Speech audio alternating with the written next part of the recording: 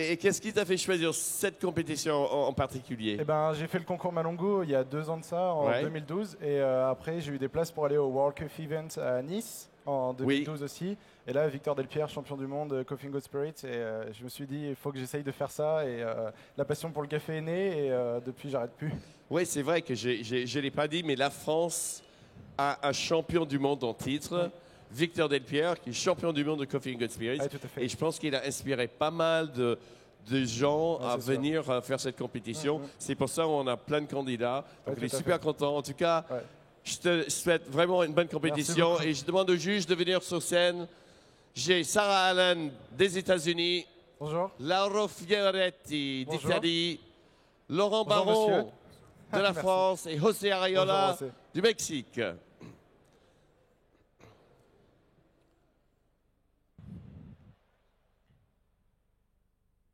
Michael, les juges sont en place. Tu démarres le temps quand tu le souhaites. Okay. Time. Bonjour madame, bonjour messieurs. Donc je vais aujourd'hui présenter mes 2 cocktails à base de café. Je vais dans un premier temps commencer par le cocktail froid, puis par le cocktail chaud. J'argumenterai les cocktails au fur et à mesure de leur réalisation. Donc on va partir en un voyage en Colombie, pays d'où j'ai sélectionné le café qui va aller dans les espressos pour le cocktail froid, puis dans le V60 pour le cocktail chaud. Donc il vient de la région d'El Cauca, en Colombie. Cette région est nommée ainsi grâce au fleuve qui traverse le pays. On est sur un café qui est très aromatique. Le bouquet est très complexe et c'est dû à la particularité que la plantation est entourée de plusieurs cultures de fruits exotiques ainsi que d'épices.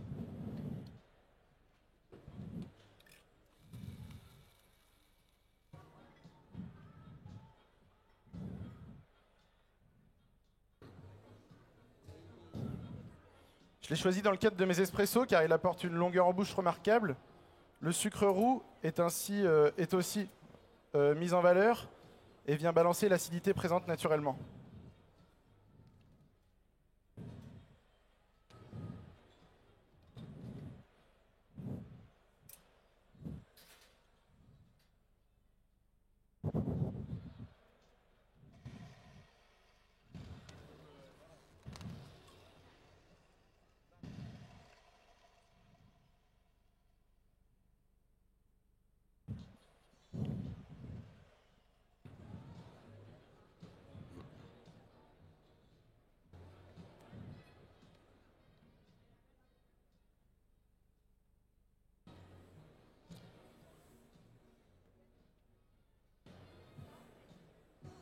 On voit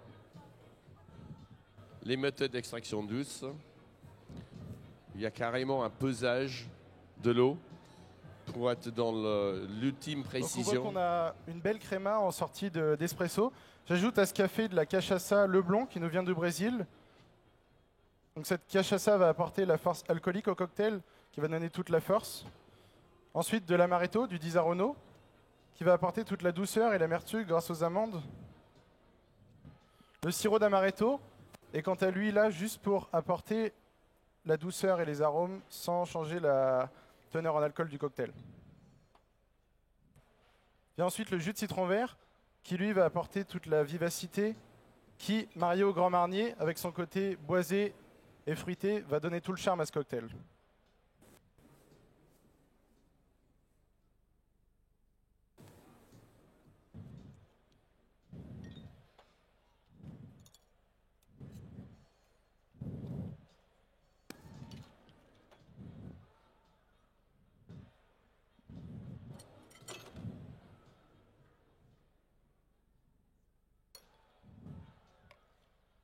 Voilà, un petit tour d'applaudissements, encouragement pour Michael.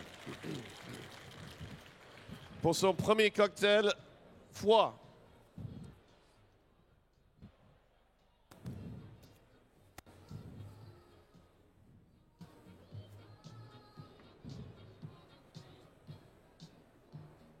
J'ai choisi ce verre parce qu'il apporte un beau disque de créma que l'on peut retrouver sur l'espresso. Et donc cette créma est mise en valeur grâce au shaker.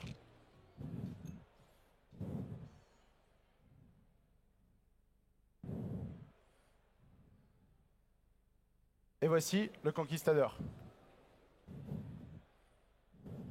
Le Conquistador de Michael Pontanier.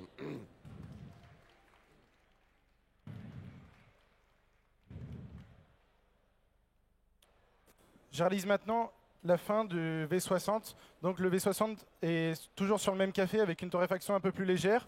On va être sur de la douceur et de la rondeur en bouche par rapport à l'espresso qui va vraiment lui apporter le côté acidulé et les notes d'orge maltais qu'on peut retrouver dans certains whiskies écossais. Donc je mesure dans un deuxième pichet du rhum Kraken qui nous vient des Caraïbes, qui a la particularité d'avoir des notes de caramel, de mélasse ainsi que de café.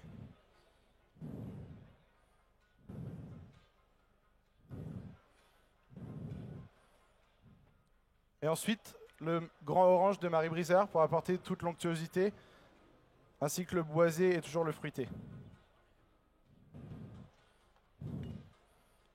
Je garnis par la suite mes verres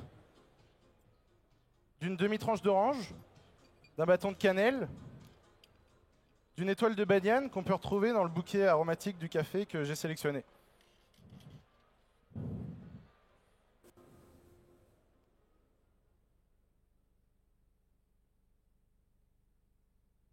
Mon extraction est maintenant terminée.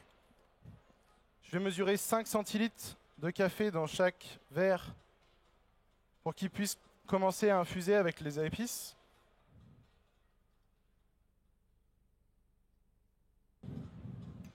Et donc là, on va partir dans un autre voyage, mais un voyage dans le temps. On se retrouve en 1928 au bar L'Eldorado à San Francisco et Jerry Thomas nous présente son Blue Blazer qu'il sert uniquement quand il fait en dessous de 10 degrés à l'extérieur. Donc là, le cocktail est originellement composé d'eau chaude ainsi que de Scotch whisky. J'ai remplacé l'eau chaude par le café Field justement en V60 pour apporter le côté du café qu'on aime tous. Et les arômes qui sont vraiment présents et qui vont marier avec le rhum Kraken ainsi que le grand orange, quelque chose de vraiment extraordinaire. Donc le fait que le cocktail doit être servi en dessous de 10 degrés s'il fait à l'extérieur, c'est pour réchauffer le cœur des gens. Et c'est vraiment quelque chose d'important parce que là, on va être sur du spectacle.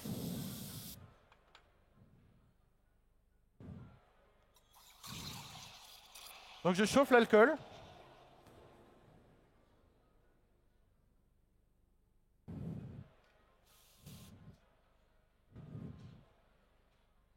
Est-ce qu'on peut baisser la lumière, s'il vous plaît? Baisser la lumière.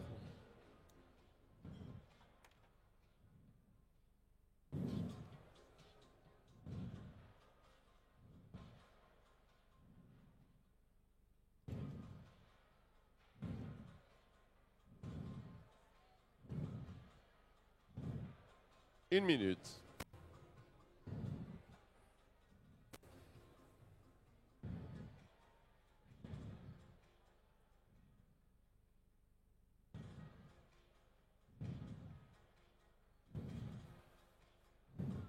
Et donc voici, juste pour terminer, juste un dash de bitter aromatique Aztec Chocolate pour donner le côté un petit peu fruité au cocktail. Et voici, avec son magnifique nom et ses arômes de Noël, de Blue Christmas. Time! Bravo, Michael!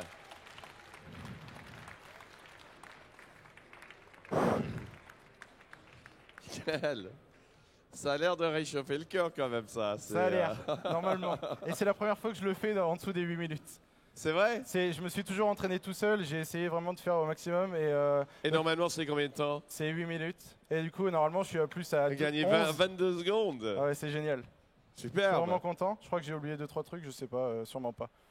J'espère pas. Alors, racontez-nous de façon succincte les deux, pourquoi ce choix de ces deux cocktails? Eh ben, j'ai rencontré Leslie, qui est ma torréfactrice, donc qui présente le café Gram Gram à Paris.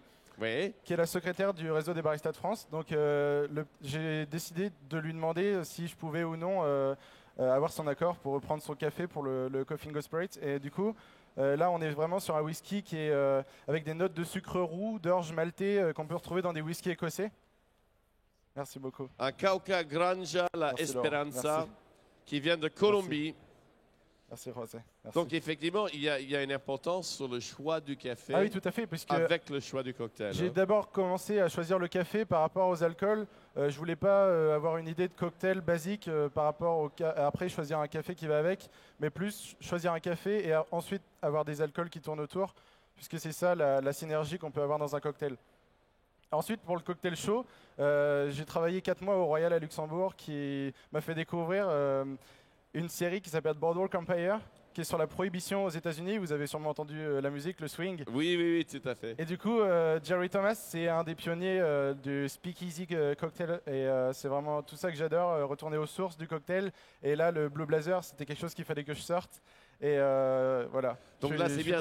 Non seulement c'est une recette, mais c'est une ambiance. Ah oui, tout à fait. C'est vraiment de créer une histoire autour du là, cocktail. C'est vraiment ce qui est magique dans les bars à cocktails qui sont un peu comme ça, old school, speakeasy et prohibition. C'est vraiment tout le petit matériel qui est un peu avec du verre, avec des traits dessus. Et c'est super. Voilà. Bon, mais en tout cas, c'était une superbe présentation de Michael. C'est vraiment, je vais justement me permettre de goûter celui-ci. Alors, comment ça s'appelait? Le Conquistador. Le Conquistador, parce qu'il y a des alcools et les produits de la Sud-Amérique. Et il y a les alcools aussi d'Europe. Et du coup, les Européens qui sont venus conquérir l'Amérique du Sud. Délicieux, délicieux. Merci. Et ça, je vais goûter. Et quel est le nom de ce cocktail? The Blue Christmas. Pourquoi bleu? Parce que le blue, c'est les flammes qui sortent des pichets, la couleur des flammes. Et Christmas, parce qu'on a vraiment l'impression de se croire à Noël et avec les arômes que ça donne. Ça réchauffe le cœur, comme on dit. C'est vraiment bien. C'était le but du cocktail. Un tour d'applaudissements pour Michael. Merci. Merci, Michael. Bonne chance, Christophe. Voilà, on a Christophe qui est notre troisième candidat finaliste